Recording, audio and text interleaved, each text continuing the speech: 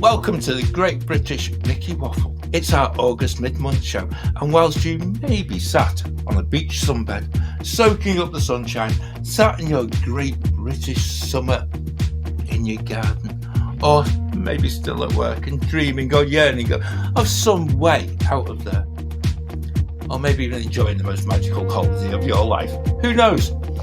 We will hopefully give you some form of escape from all of that and head to the American West Coast for a true holiday of a lifetime.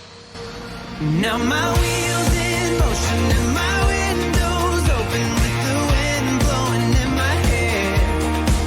I'm driving down the highway, gonna do this my way. I can feel it in the air. Here I go.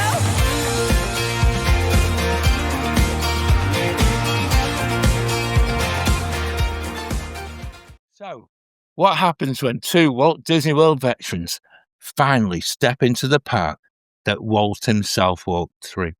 Ben and Becca are back from their very first Disneyland trip, and today they're going to compare the parks. They're going to look at Cars Land, Avengers Campus, and add so many tips for you to plan a trip to Disneyland yourself. Take off those hats and glasses, as this could be the wildest journey into the wilderness of the west coast of America. And welcome, Ben and Becca. This is weird because actually you guys have been back for a while and we've been really wanting to record this show, and actually it's even more weird that when this show goes out, we're all going to be in Florida, which is even better. So I can't believe it was back in May we went, and we've had enough time to sort of remember what we did and actually just reflect on it and just think, like, actually, we do want to go back to Disneyland. And it's always so difficult when you compare, it's like a price, because over the years in the podcast, I remember how many times we've looked at Disneyland Paris and we've gone like, oh no, I'm going to save that and go to Walt Disney World. Well, this year we decided, no, we're going to Disneyland. We need to walk through those gates that Walt walked. It was a good price, though. Yes. Not really good. I'm very happy. And actually, that's probably I think that's probably a good place to start, actually, because I think you are absolutely spot on.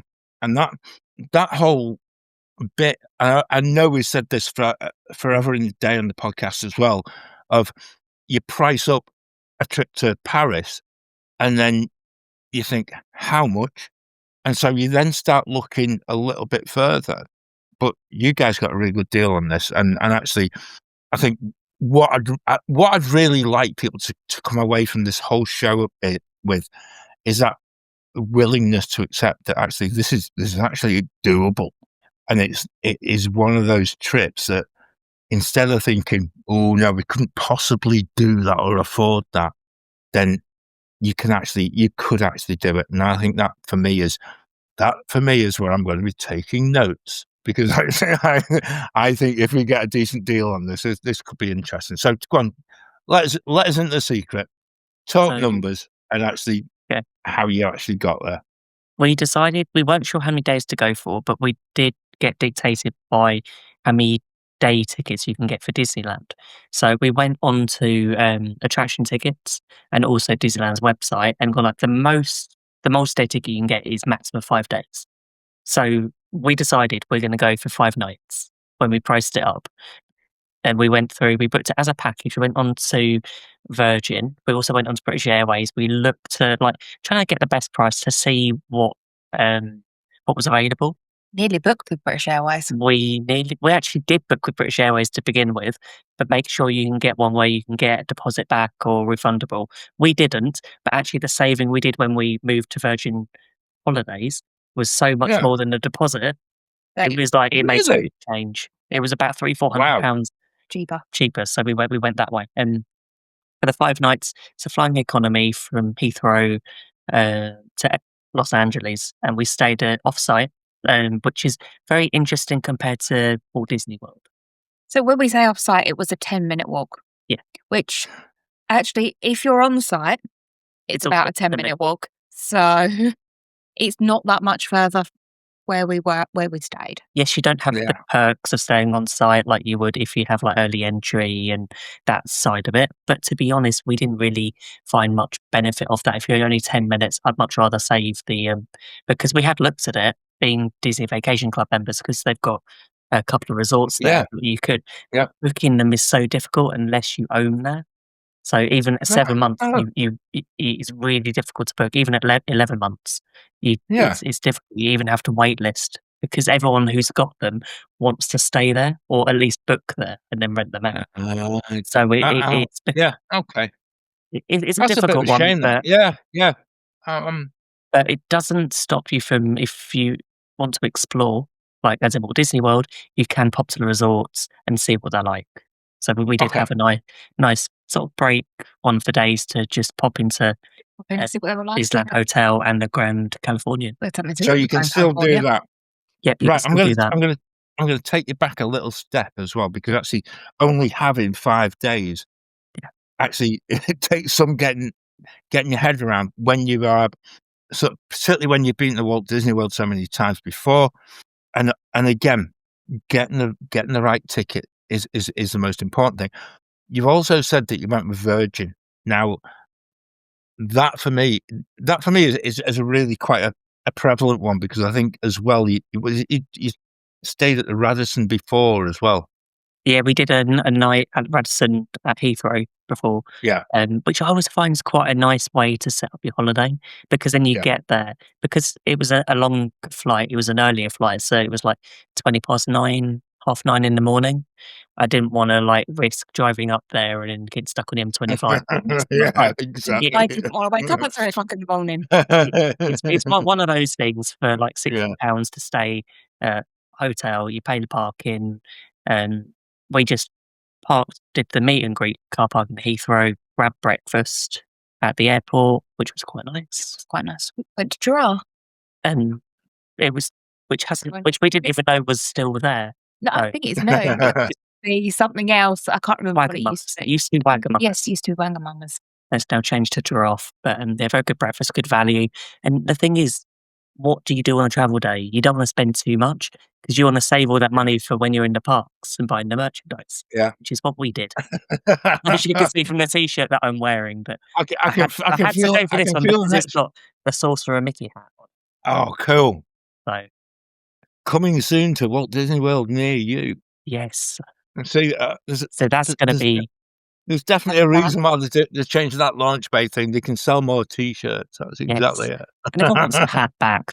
We've said so many times that what are the parks missing? The hat. The giant hat. big hat. Yeah. Anyway, we digress. Let's get back on topic. How was the flight? Because actually, a flight to Los Angeles from Heathrow is a much more sort of extended version of actually just instead of going to the East Coast where if you go to Boston or you go to New York, you're talking 5.5, 6 hours. But going to Los Angeles, Yep. 11-hour flight. Wow, how was that? Weirdly, it didn't feel any longer than going to Orlando. Yeah. Really? You get an extra meal in the flight. They came around with some pizza, which was really nice pizza. But in flight, I've never had pizza on a plane before. No. yeah, slices of margarita pizza in between kind of dinner and in between the ice cream and tea. Nice pizza. And they've changed the ice cream on Virgin as well. So it's now like an Oreo cornetto thing where it used to be this weird vegetable ice cream on a stick.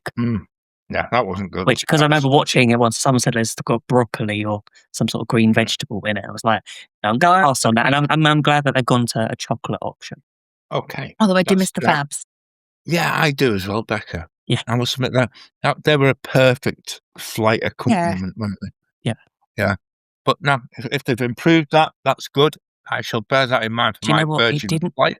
It didn't take too long. It didn't feel like it. I wasn't looking at the map for halfway through. Well, I was, but as I usually do. But also, it's a longer flight, so actually paying for the Wi-Fi is worth it because it's the same price as it was going to Orlando. That's So a good tip as well. Yeah. 3 hours extra. Yep.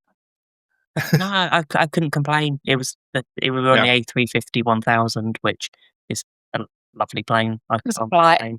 really. Yeah. They're all a muchness, let's be honest. That's true. I'm gets you gonna there, go. and I love- I'm going with Ben on this, Becca, because actually the A350 is actually, I actually think is an absolutely Yeah. amazing aircraft, and the way it's designed. This is really nerdy, isn't it? But the way it's designed is actually you feel as if there's so much space, Oh, there and is an and economy. It doesn't make any sense. They've it's managed to just fit like more people in, yeah, but yeah, actually, ev- yeah, the seats are slimmer. Everything just seems to work better. And yeah. It does. on the way back, we did do a cheeky upgrade. apart from Cool. the in-flight entertainment, wasn't your screen yet? Didn't you need On to reboot your screen? On the way out there was like me like looking at the screen, and it was black. Yeah. It was like even during the safety video appeared, and then after then it wouldn't work. It stopped, and that was it. We did work out how How? to reboot it So- without having to call the Because help desk. there was no buttons on it on the Yeah. screen, so it was like there was a button underneath where the headphone socket is. You have to hold that Ah. in for like 15 seconds. It turns off, does a reset, and turns back on. And it worked. How you can reset your no, screen without calling the No, button. that's not exactly for anyone listening to this who never knew that. Everyone's going to be next time you're on Virgin and you're on the A350, and I will be next week. Yeah. I am going to do exactly that, and I'm going to really annoy myself. Yeah. Just because I'm going to reboot the whole thing, even if it doesn't need it. But I just think that would Just in be case. it's just a fun thing to do because Oh, I'm that that's nice. way. I'm that way inclined, you know. But yeah, no, That is no, great. it's good. I can't complain with the flight. Virgin cabin crew, Yeah. as usual, really good. Can't fault with them. It's probably the reason why we usually fly with them. I know there's been a lot of issues the past year with miles and that sort. Because we booked it as a package, the flights were included, the hotel was included. We didn't have to worry about the Yeah. cost of that. The only thing we did do on the way back was bid to do an upgrade, which, funny enough, Why not? we didn't. We didn't get the bid, Yeah. but when we got to the airport, we asked Yeah. what the price was to upgrade, and it was the same price as the bid price. So we just paid it there and got the Okay. upgrade to premium. So we weren't really going to complain with that. No, fair enough. I quite like the sound of that. Yeah. So you go to LA and you arrive at this vast airport. Oh, it's confusing. Yeah. So what happens from there? Because actually, and this is the bit that I think a lot of people are not quite aware of, or Yeah. becomes a stumbling block. Because actually, if you go to Orlando, you go to Walt Disney World, the airport's within touching Yeah. distance. You know What hap- the things you've been there so many times. You sort Yeah. of, oh, I know where I am. I know what I'm doing at Orlando Yeah. Airport. Going to LAX was a completely different experience. But as going to any sort of US airport that allows it, please use the MPC app, the Mobile Passport Control app. Yep. Because it saves an awful lot of time. So much. Because the queue looked about an hour and a half long, at least. Yeah. We but were through in about 15 minutes. we saw it was quite funny. We saw there was a lady just standing at the sign in front of the sign that said Mobile Passport Control, and it's like we had our phones in our hands ready to and it was like she saw us and we just sort of ran towards her because we knew that was the queue, and it was like there was like no one in it. We got to the you look front. like you know what you're doing. We did not. We did not know what we were doing. But I have to admit, within 5-10 minutes, we were through. We had the normal questions. We had to have fingerprints. Because there were new passports, they'd do photos and that sort of thing. Security Yeah. were all right. Yeah, really good. And then you get straight out into picking up your luggage. Yeah. And what was really weird from there, it was pick up your luggage and you just walk up this ramp and then you are out of the airport. Yes, there's Oh, no wow. So, but you are in. shops or anything. Yeah, like we couldn't see any shops or anywhere to grab food or drink. We were sort of thinking, Yeah. okay, we're just going to carry on moving. And we knew we had You're to get to, because we were getting an Uber Yeah. or a Lyft. You can't get it directly from the airport. You can, but it's more expensive. So you can Right. get a shuttle called LAX-it to the LAX-it area, the Yeah. LAX-IT area, where you can pick up your Uber or Lyft from at a much cheaper price.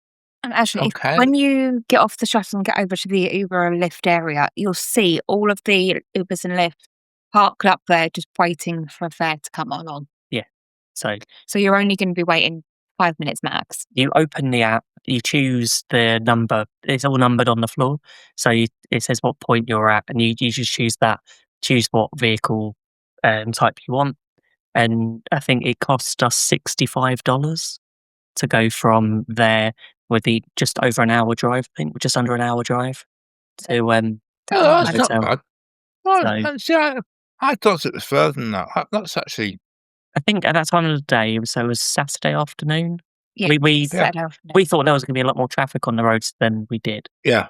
But surprisingly enough, what surprised me the most on the drive was I don't know, I think you might have been having a nap, but No, I was too busy looking out the windows. I was looking out the windows, but all I could see were cars, and there were a lot of cars on the road in Los Angeles that wouldn't pass an MOT. I saw lots of cars without bumpers, with Yeah. flat tires, but it was like it just felt really surreal. It was like, okay, I'm glad we're in this Uber that seems relatively safe. And if anyone gets into an Uber that looks like that, just press the report button on the bottom of the app. Yeah. It's just a thought. There you go. I have to admit, we felt really safe, and Yeah. it was really surprising how quick we got there. And the thing is, because it's 11-hour flight, the jet lag, it does. You try and work out how far you want to push yourself. What we didn't realize actually when we got there, check-in for our hotel didn't open till 4 p.m. But we got to the hotel by 3 p.m. But we went there and they had a room ready for us, so we went straight up, dropped our Which bags off. hotel were you at? The Sheraton Park. Okay. Recommend it?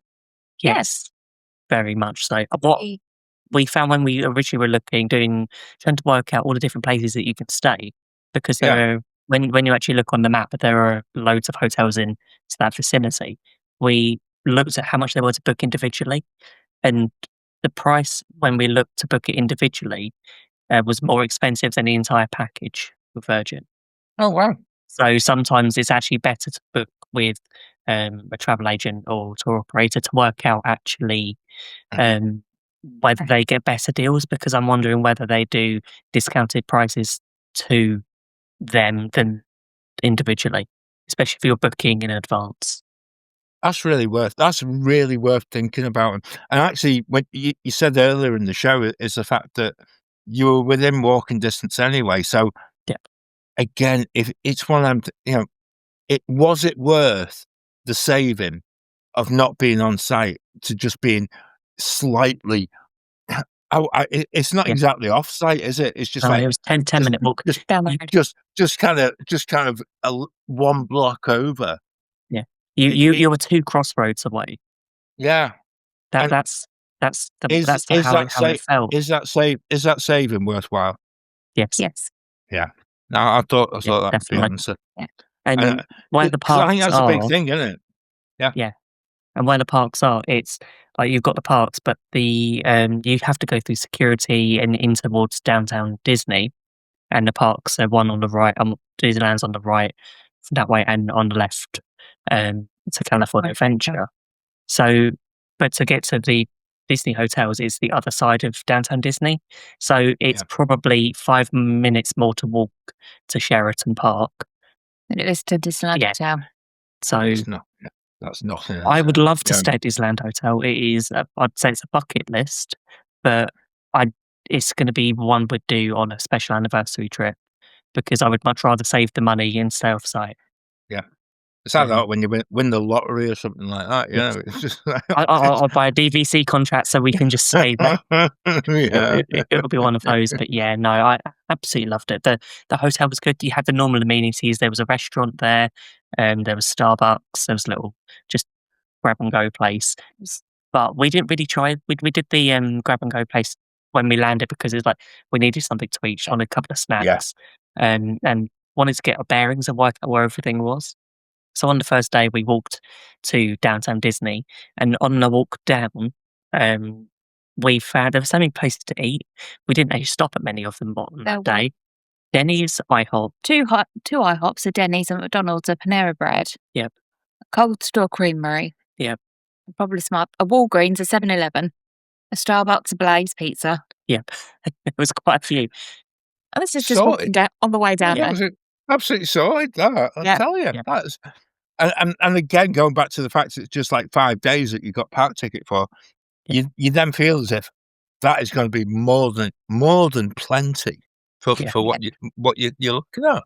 Yeah. That's And great. when we bought the tickets, because there are a couple of options for the tickets you can go for. So you get your multi-day ticket for your 5 days, but Yeah. you've got your option of doing the park hopper or a single park per day. Yeah. We decided to do a single park per day because we thought we would have 5 nights. It made Yeah. sense to go and we'll do 3 at Disneyland, 2 at California Adventure. But I have to admit, the next time we go, we might do that the other way around. 3 at California Adventure, 2 at Disneyland. Yeah. So That's fascinating because I've got that same conundrum about going to Universal this year. Yep. As to whether or not you get the big, massive, multi-day, 14-day UK ticket, or you can buy the one on the Universal app and then decide whether you only want 3 days and do 3 parks, or 4 days across 3 parks, or buy in for a little bit of extra for Volcano Bay or whatever.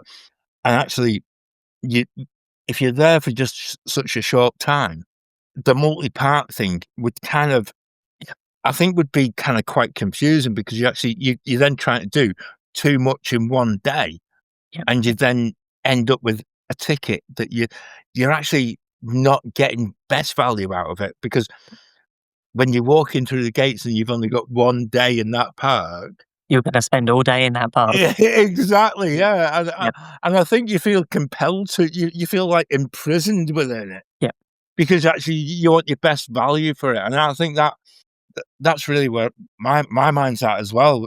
Yeah, man, I think that's a really good way of doing it. So, which park did you go to first? We went to California Adventure first, only because Disneyland Park had a special ticketed event that evening, which would mean we wouldn't get the full days there. We'd have to be out by 6 o'clock. Yeah. So it was like, we're going to make sure we can stay in the park all night. Yeah. Right. So go on.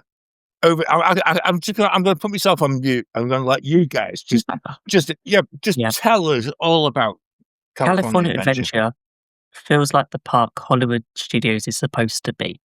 That's how we felt. Yeah. And it reminds me a lot of it. We walked through, and as soon as we just stopped, as soon as we walked through the gates, just heard the music, the atmosphere, and it just felt like we were walking down like Sunset Boulevard in Hollywood Studios. There were some parts of it where we were just like, okay, it feels so new, but also so familiar. But then also so very different at the same time, because Avengers Campus, the Grizzly Bear area. Soarin' is in California Adventure. Yeah. It's things are in slightly different places. Yeah. That would throw me, I must admit. Yeah. It's so good. Yeah. And just go back to the Avengers Campus part of it though, and this is just purely out of nosiness, having been to Paris and seen what they've done in Paris with that. How similar to the Paris sort of footprint is the one in California Adventure, or have they done their own thing with it? I think it's slightly bigger, but that's because you've got Mission Breakout, so that would have been like Tower of Terror. Yeah. In Paris, you've got Avengers Flight Force, the Iron Man one. Yeah. So it's a difficult one, I would say, as we've not visited Paris. I'm gonna say that I think the original one is better.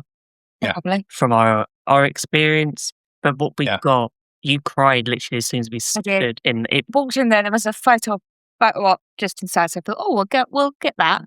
And then the music started playing, the same theme. Yeah. It was just, oh my God, I'm actually here. It felt like the beginning of a Marvel film where the credits are the title credits are rolling, and it's just the music has started, and that was just a moment we walked into Avengers Campus. And then we just saw the Avengers Campus sign, and you looked down, so you see Spider-Man, web slingers on the left, you see Pym Kitchen further distance, so you can see Tower of Terror, Mission Breakout at the back, and it was like, then you can see the Quinjet, and I was just like, this is amazing. And all we could do was just stop, and we were just in this queue for his photo pass. And I was nearly crying. Yeah. And then we got to Disneyland Park. Yeah. it was interesting, but yeah, I want to roll it back just for Avengers Campus. Just there's an area where there's a Walt and Mickey statue, and I have to admit, first time we saw that, we've gone like, we're back. This is just it's really nice to be Obviously, we're not in Walt's Park. We're not in Disneyland yet. But Yeah. it was just what that little reminder that we know we're here. Yeah. And just it was amazing.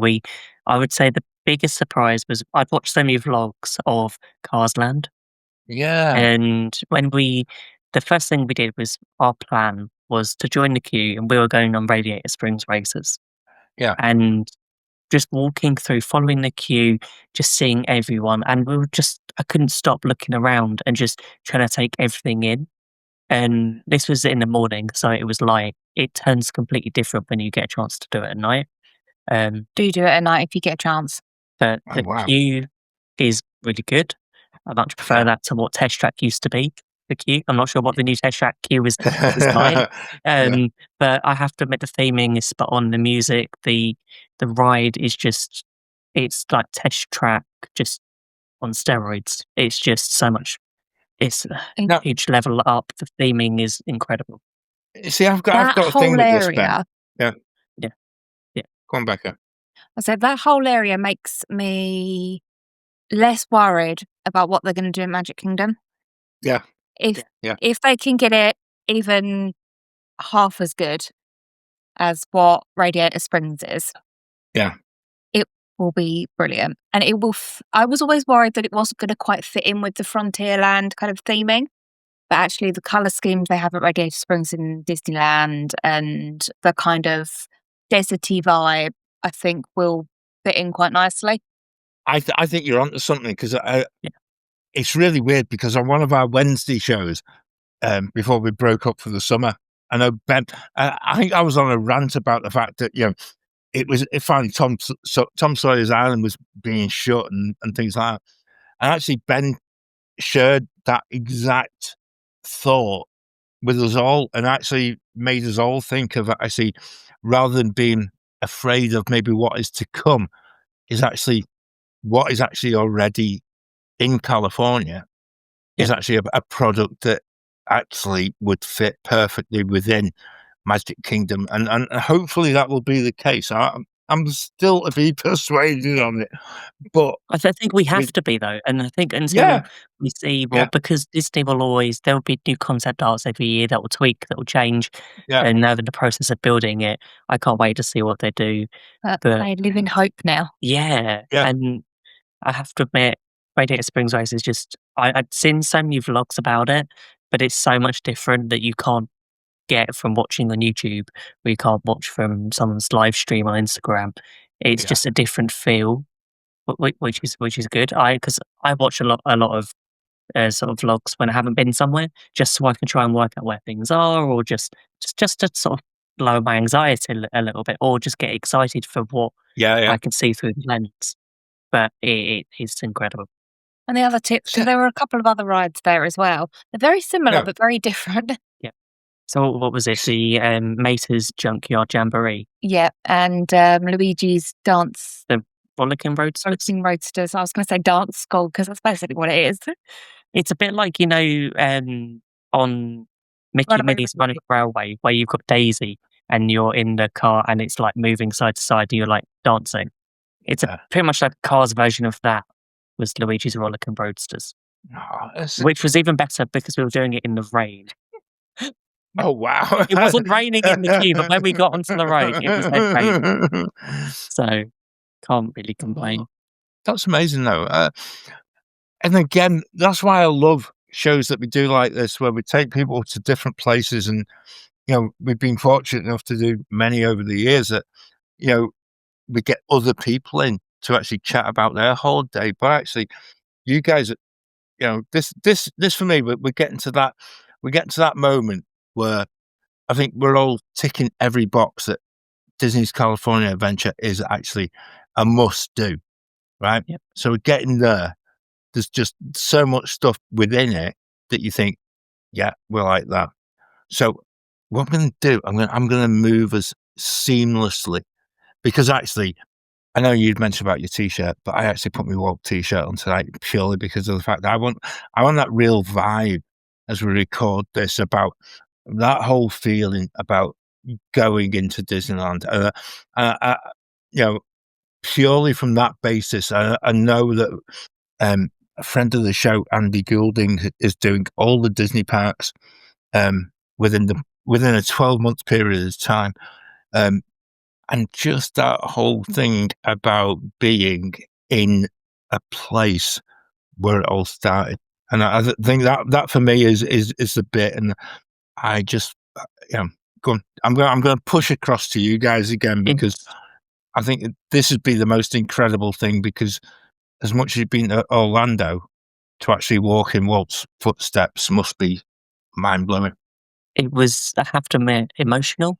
Yeah. And I have to admit, we filmed a few vlogs, and I remember when on our day we were leaving the park, and it was just trying to hold it together when you're trying to, as we all know what it's like leaving a park, but it was just, there's just something about when you go through the turnstiles, when you can see the train, when you can see just the words Disneyland, and then you just go under the train station and you just take one step at a time. You walk into it, the smell hits you, the sounds, just absolutely everything. Just surreal. Yeah. So everything is so similar to Magic Kingdom, but at the same time, everything's completely different. Yeah. But it's different when you walk into Disneyland Paris. You have that same feel. That feel of when you walk to Disneyland Paris, whereas everything's just slightly out of place. Yeah. You know where some places and where some places aren't. But that's walk down Main Street. It was like we were looking in windows. We were just taking that stroll, just like, okay, there's the Emporium. We took a stop and looked at the fire station, and you saw the light on, and it was difficult not to, like, okay, take deep intake of breath, carry on walking, follow the crowd, go choose where we're going first. Yeah. Because we decided to do with both our first 2 times in the park, we decided to do Lightning Lane for each day. So we could then pick and choose what we wanted to do. Yeah. And then if we needed later days, we could always buy it then. But on the first day, because one thing you don't realise when you're buying it, you get your photo pass, photos included.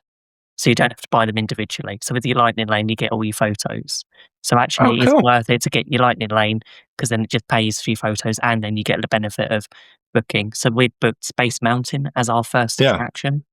And so we saw like the welcome, the opening, and joined the queue by the castle, which is an awful lot smaller than Walt Disney World. So much smaller. I mean, I knew it was smaller, but actually seeing how much smaller it is. Yeah. Like, it's a little tiny. Castle in miniature. Yeah. I'll take that back home. Will it fit on the plane? It was perfect. It really was. But yeah, then we took the right into Tomorrowland. We passed Buzz Lightyear, which was on the left, and we head up to Space Mountain. And oh my God, what a ride! So much better than the Walt Disney World. Yeah, it was a Hyperspace Mountain as well. So it was the Star Wars themed. Yeah. Oh wow! Which we were there for was it Galaxy of the Force or the Star Wars season? Yeah, Seasons of the Force. The seats are 2x2 rather than one in front of each other. The trains are a lot longer. But I have to admit, it was incredible. It was so much fun.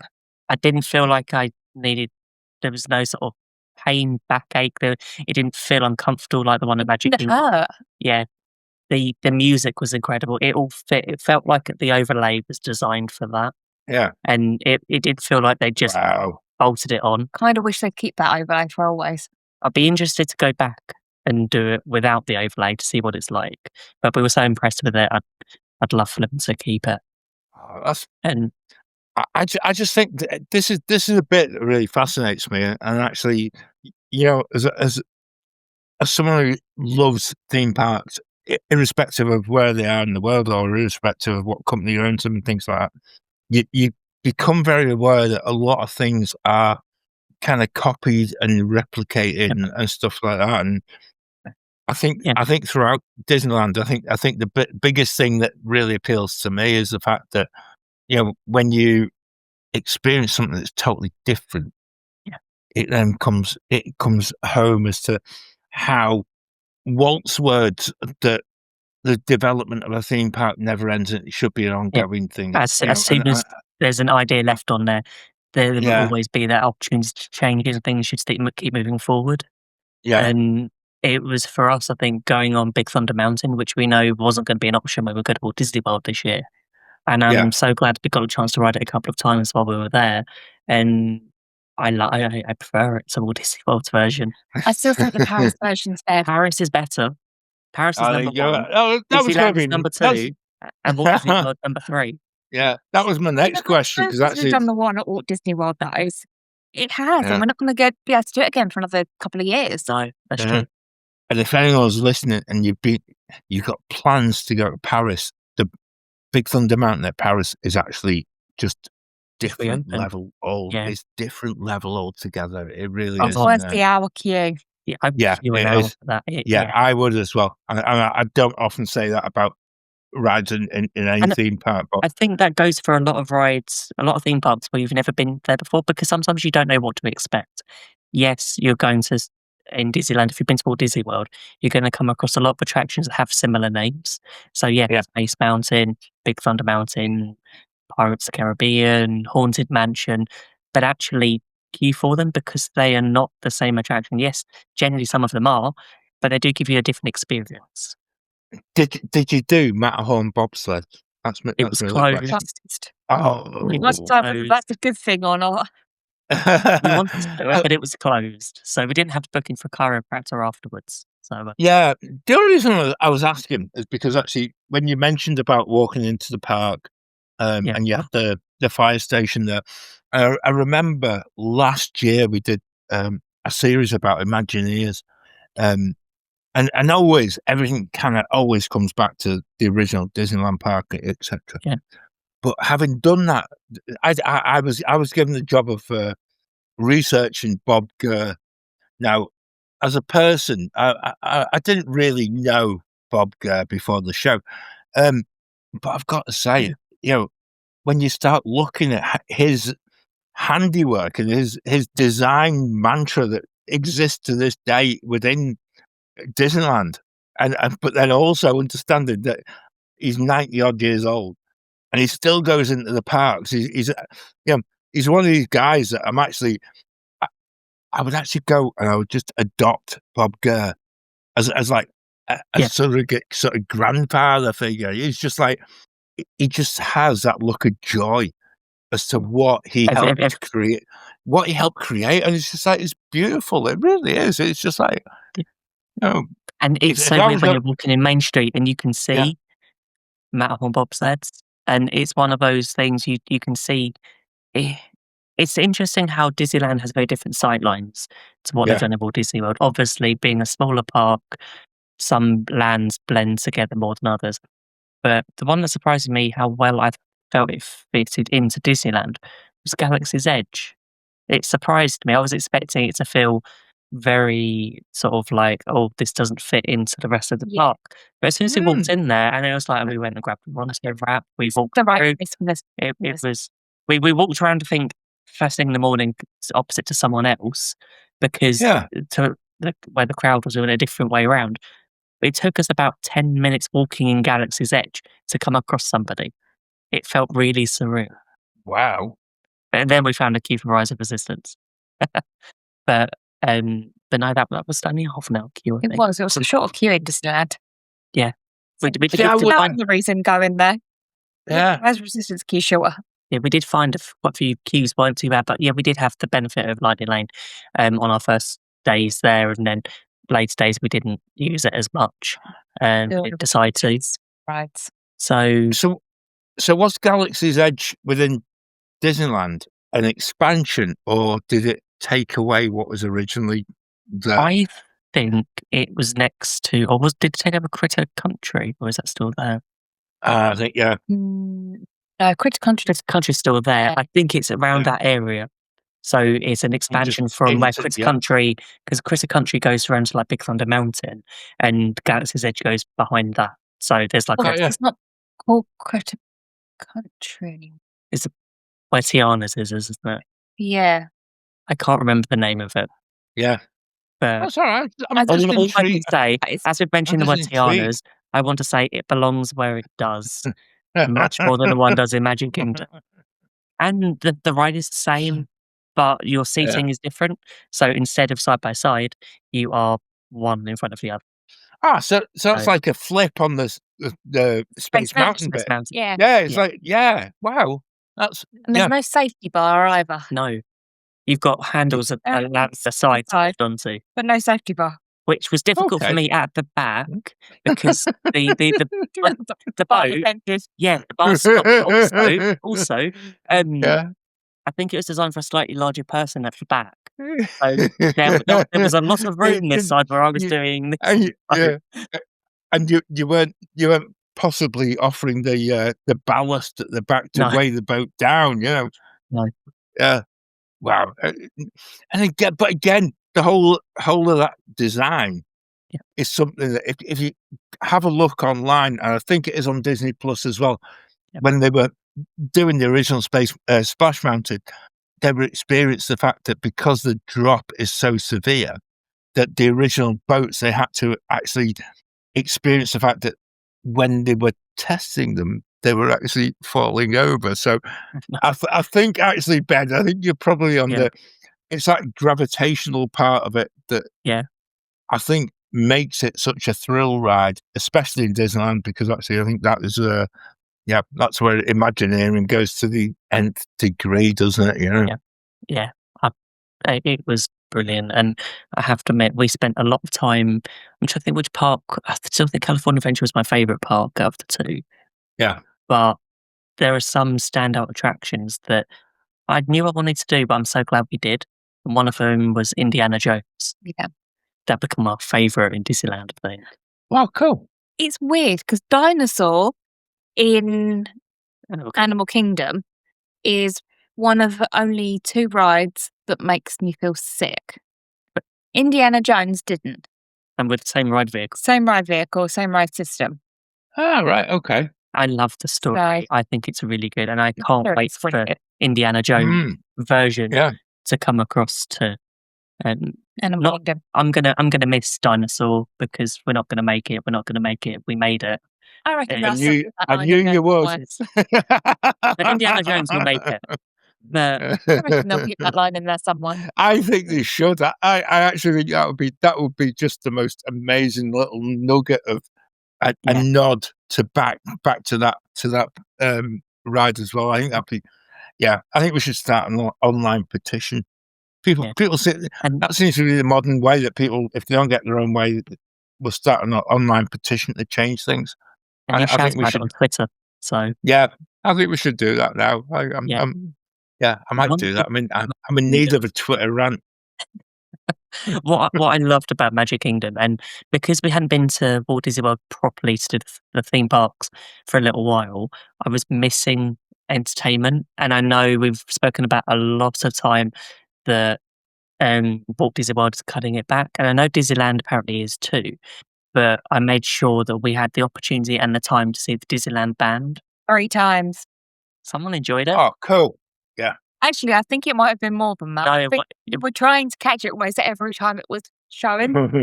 Because they had different routes as well. It was brilliant, but also the flag retreat. That was a good thing to see. But also they were the band was down at the castle, and they were also down at the train station.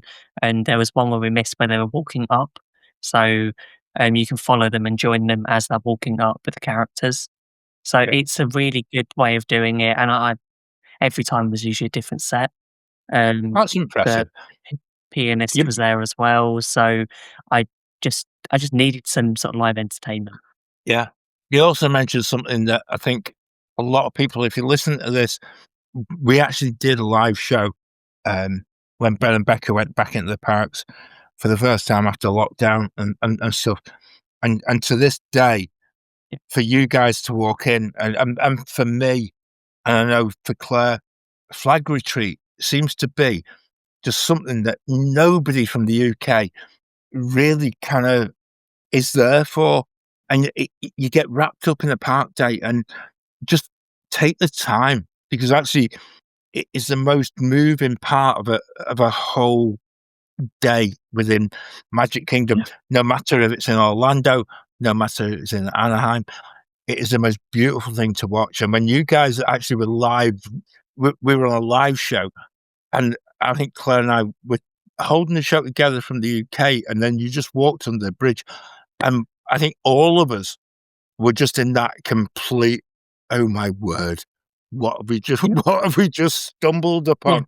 And it's so beautiful. The actual beauty and the sincerity of it. If you're planning a trip, not just to Disneyland, if you go to Walt Disney World in Orlando, please put it on the list to just go, and even if you just do it once, but go and watch the flag retreat. It's stunning, and yeah. As for people in the UK, we don't treat flags in the way that the Americans do. But the national anthem part of it just is it really is. It reduces you to tears because it is so powerful. It is one of the most beautiful things you ever would see. So there you go. Put it on the list. That's Put what it I'm on the saying. list. Yep. Yeah. I feel like it's slightly different in Disneyland.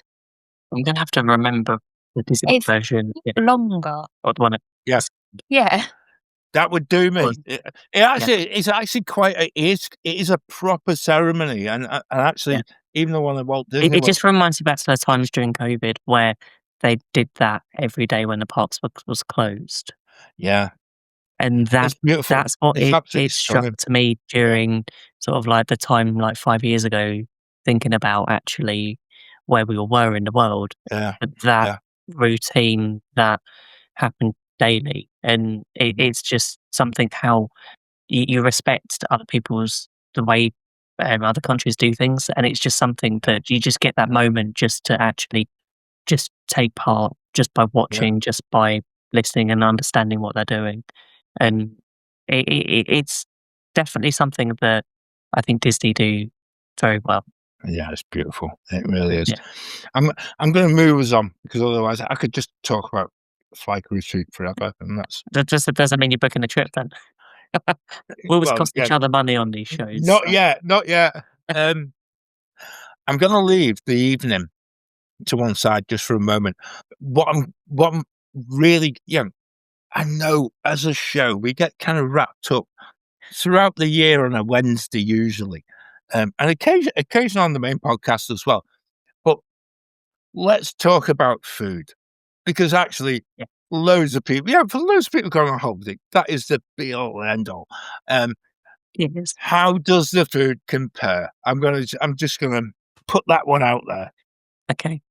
It's really difficult to compare Disneyland versus Disney World.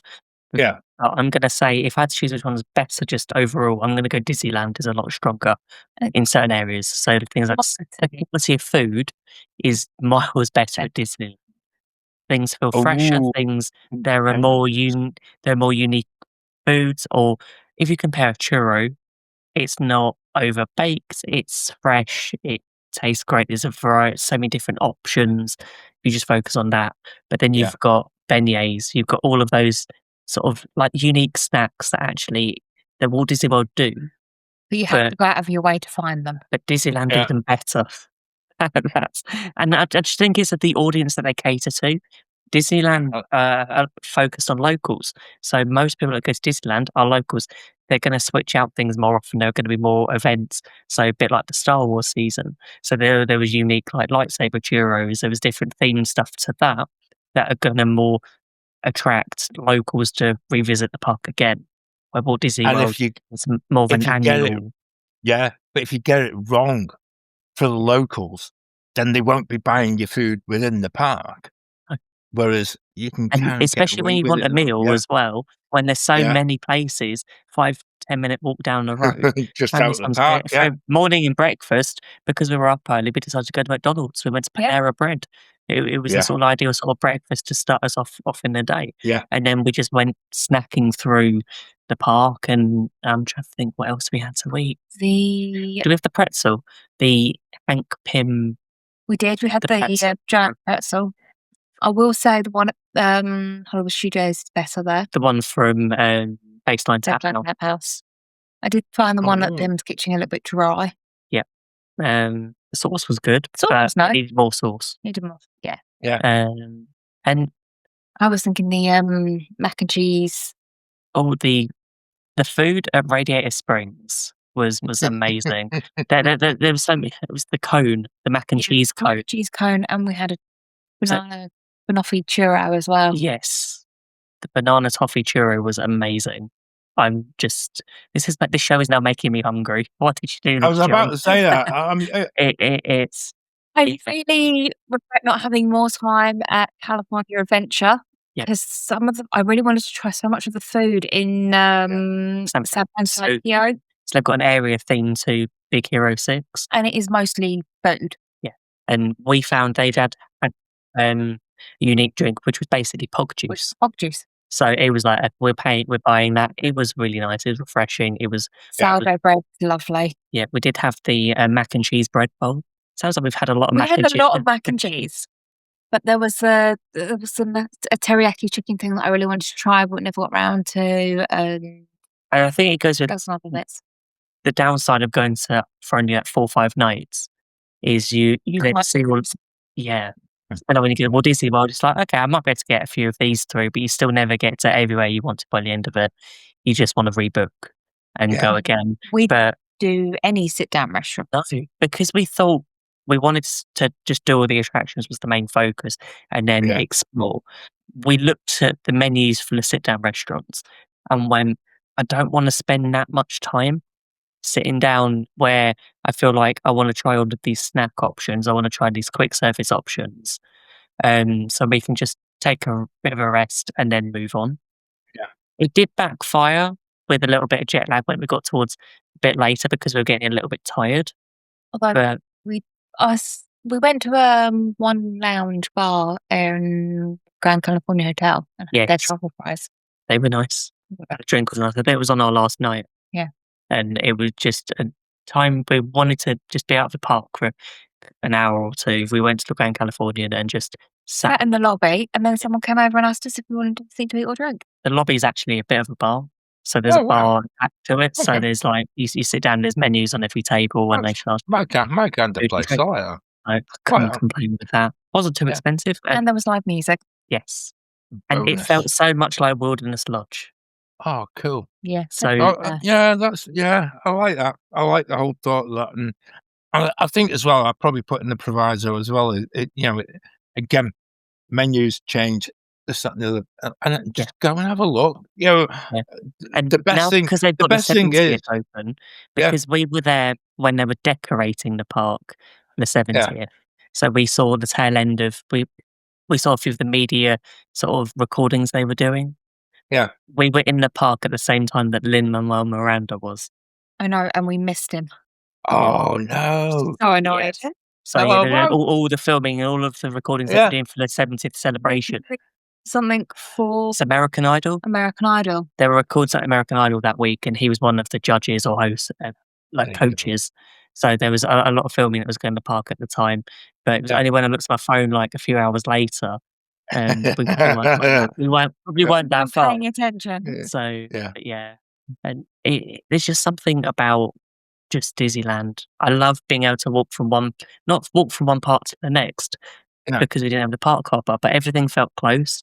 I never felt the need to go from one part to the next. If I did have a park hopper, I probably would It would be in a future trip. Now we've done both parks. Is I that know- something you do? Is that something you do differently if you were to go back again?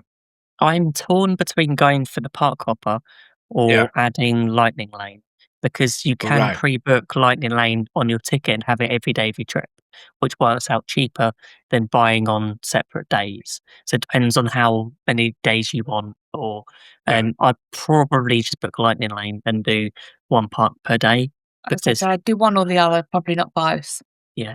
Right. Okay. I don't Is there think I'd want Is there to anything park else that you would? Is there anything else that you would tweak hop. to make it more enjoyable? I would probably make sure you take a break in the middle of the day if you can. Okay. We had planned to go about 2:00 every day back to have a nap or rest at the hotel because it's a long park day. We did on the first day. We ended up spending about 4 hours sleeping. Well, the nap turned out to be a little bit later, and then then- I don't want to get out of this bed; it's too comfortable. Which is a Yeah. great thing for the Sheraton Hotel because the bed's lovely. But and then you got to think, oh, I've got to walk to Disney, and then but I Yeah. have Yeah. to admit, it is you need to pace yourself. It's so easy to get into that thing where actually it wasn't too hot either for when we were there. So we were actually like, we had hoodies and Yeah. things, which I'm glad we took because leading up to the trip, it was going to be warm. It was going to be like mid to late 20s.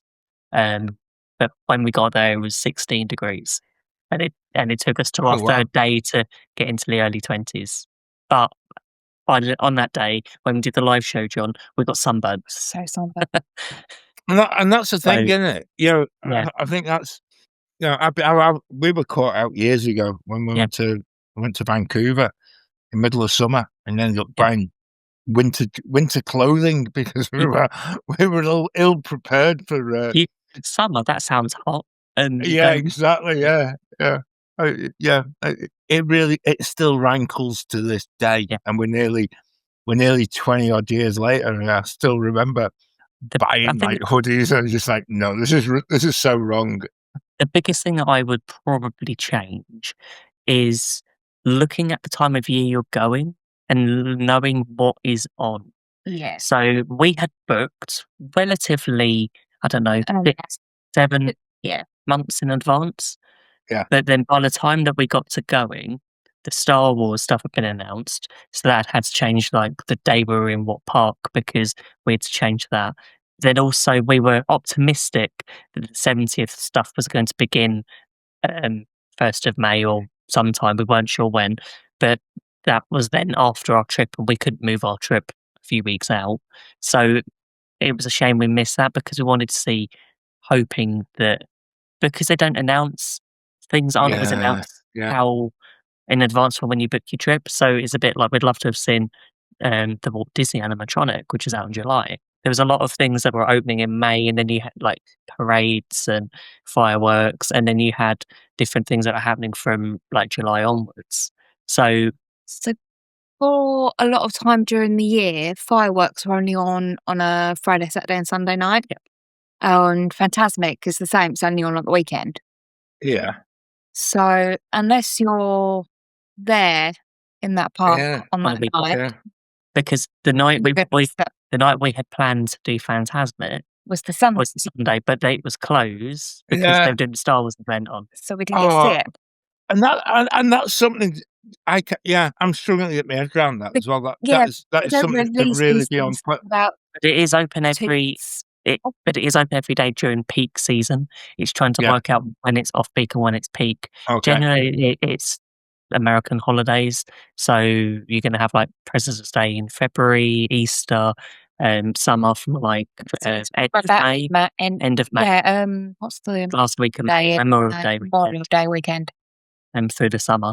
But then also those fireworks change again when you. So the ones that they're doing at the minute, which is Wondrous Journeys, now will change when they get into Halloween, and then will change again for Christmas. So that special 70th Wondrous Journeys replay won't be back until after Christmas. Until then, there's Oh, wow. another event. No. So Yeah. Hang on. That's a bit. And you'd think on a celebratory year they wouldn't do that. Yeah. Yeah. but That's a bit- Like that every other night. but it's how it Like- works, and that's what's different, and that's what focuses on the local park. Yeah. Because there's these events that changes. But we Well- did get a chance to see one nighttime show. We did. World of It's a Colour. World of Colour. Yes, Yay. absolute. World of Colour 1 is the version we saw because there's Yeah. now for the 70th they did a World of Colour Happiness. I think it's called World of Colour Happy. I can't remember I don't know. the name of it, but we loved it. It was really good. Yep, we were in the splash zone. We didn't get that wet, No, it was raining, so we were going to get wet anyway. but I absolutely loved it. We didn't decide to. We saw all the things that like you can go for the dining packages. Packages. We decided to know we're just going to rock up an hour before, sit down, and just get the view that we did. Absolutely loved it. It was brilliant, and I still think it's Disney's best show that we've seen. And that's It it. is. I think everyone has that same opinion. Yeah. You know, that's why I kind of pushed it a little bit further towards the end because actually, Yeah, I think if anyone's ever watched anything on YouTube and then just kind of let the YouTube bit flick on a little bit more, Yeah. and then your face will world the color, and you're just like, oh my word, this is just like this is like different level, isn't it? Like, you know, I'm really aware that I could talk fireworks all forever. I'm gonna chuck 3 questions at the two of you, right? Okay. Quick fire. Okay. Go with your heart and don't overthink. Right? That's as we always say. Regret it tomorrow morning. Exactly. Yeah. Right. Question 1: what was your favourite ride during the whole course of your trip? Radiator Springs Racers. Space Mountain. That was easy. Okay. Favourite snack or meal? The sourdough bread bowl at Aunt Cass's Cafe. I'm gonna go the mac and cheese cone. Oh, cool. From Flo's V8, not Flo's V8 Cafe, but from the Cozy Cone. Cozy That's Cone. the one. Yeah. Okay. Just a little bit of an alert to people: if you've got tissues in the car, you might need them for this moment. Most magical moment of your entire trip? Oh. Um, You go. There was a moment towards the end, and it was a bit of cast member magic, and it was a photo pass photographer. It was our last time having a photo going out of the park. It was our last day. We just had ice cream. We were just walking there, and we had a photo taken. They said, "Do you want to do a magic shot?" And we said, "Yeah, go on, let's do it." So they tried to get we're holding our arms out, but then I'm not sure what happened, but the crowds ensued down Main Street, and I have to admit that there was another photo pass photographer, 'cause they were together, trying to block the rest of Main Street off so we could take this photo, and they were Wow. they were passing the time, just making this just so magical, and just sort of what could have been a horrible experience. Yeah. Just setting it apart. And some things in Walt Disney World are the same at Disneyland, and the cast members were just magical. That sounds cool. Go on, Becca. Stepping into Avengers Campus for the first time. Yeah. Gonna be. There were an awful lot of magical. And the Oh, meet and yeah. greets in Avengers Campus were amazing. Meeting Captain America and Spider-Man, and just discussing tea and English breakfast and pubs with Captain America was brilliant. Yeah, breaking was at Tower Oh, Bridge. Brilliant. I can't wait Yeah, to go back. you see, you guys can do that. I would look at them and like my expansive knowledge of Marvel films would just. You need to do it. Spider-Man. It's like, I know him. You know that one.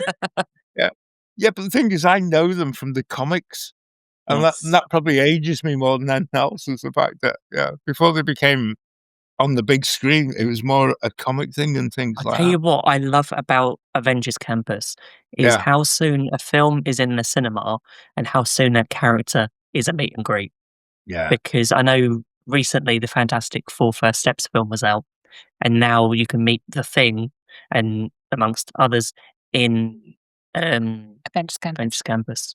And we were there. Thunderbolts had just come out, and we managed to get Steve's at LAX-it, Yeah, Red Guardian. Red Guardian, while we were there, who literally we Oh, just saw in the cinema 2 days before. The other thing I really like is that they're all of the characters are multilingual. So there was a couple in front of us that were Japanese, and Captain America and Spider-Man started talking to them In their language. language. really? Yeah. Yeah. Oh wow! Yeah. And it didn't feel like they didn't And seem like not natural. it didn't seem like there was any prompting from like cast members to translate. It just was like and the signing as well. So when there was like someone who was deaf and who was using sign language, and when the characters were there and actually just communicating in that way, Yeah, it just makes you feel that Disney is inclusive. yeah. It just feels No, right. no, that's going to the nth degree. I like that, and I think that's. It's something you don't talk about, you don't think about, but Yeah. until you actually see it happen in front of you, when you're in that queue, when you're surrounded by people, and then actually everyone's going to get the same experience. Yeah. There shouldn't be that you're not going to get the best character experience than the next person because of disability or a language barrier.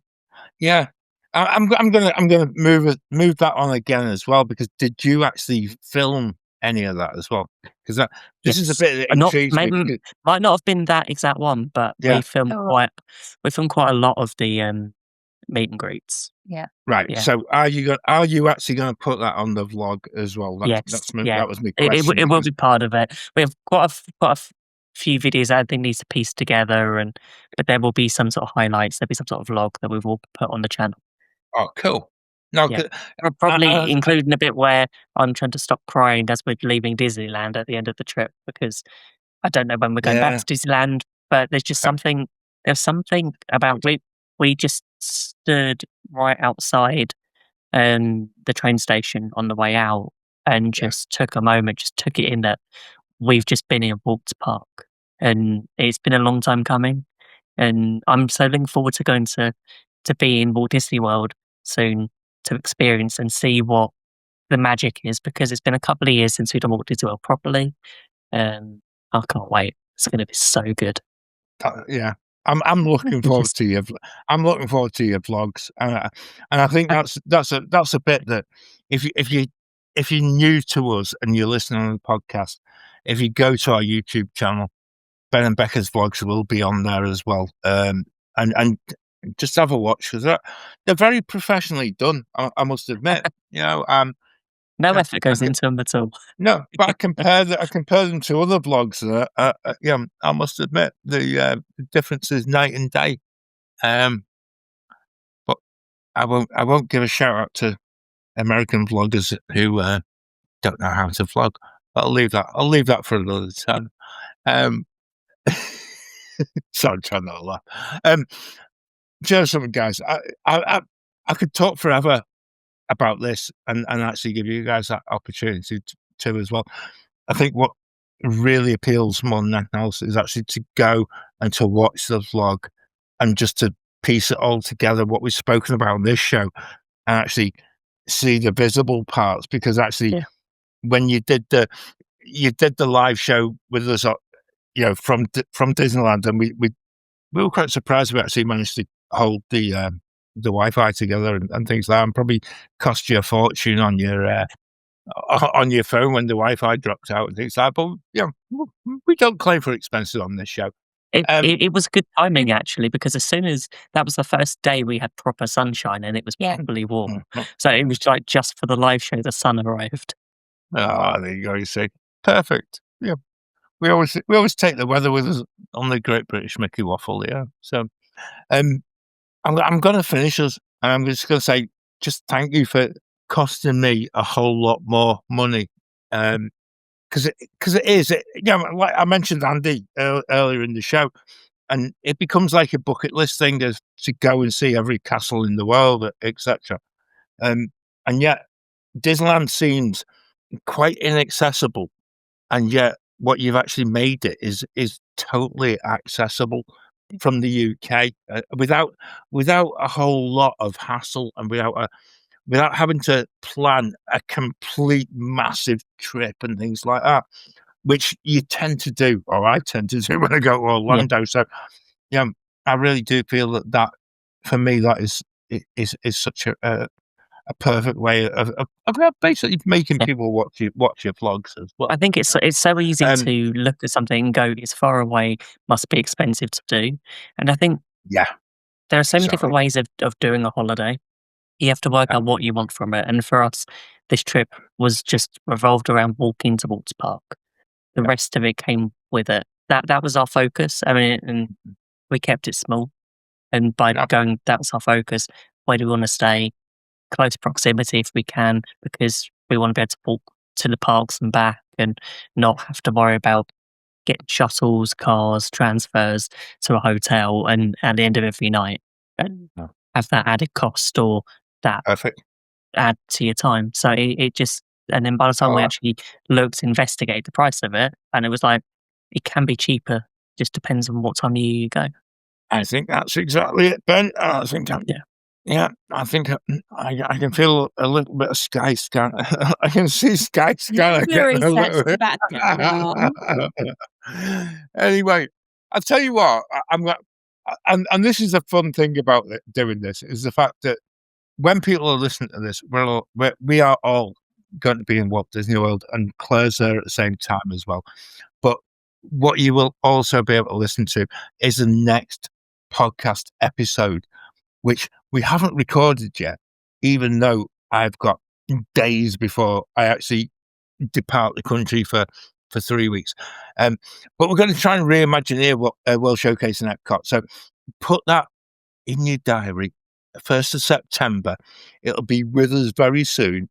But also after that show, we actually will recommence our Wednesday shows live. And I think we've got loads more to share, and hopefully so many really happy memories from the summer.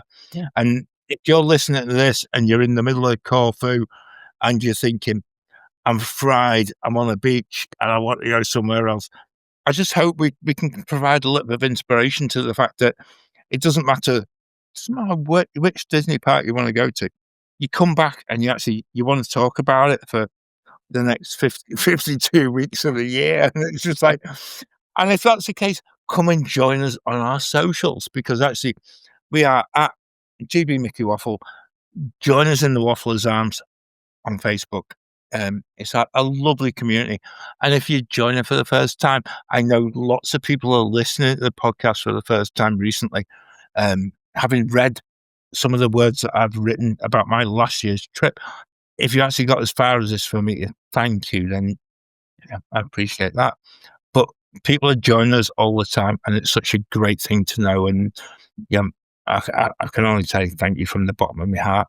But I'm going to finish off, and actually I'm going to finish with this thing. I think from Cars Land to churros, it sounds like Disneyland stole a piece of your Disney loving hearts.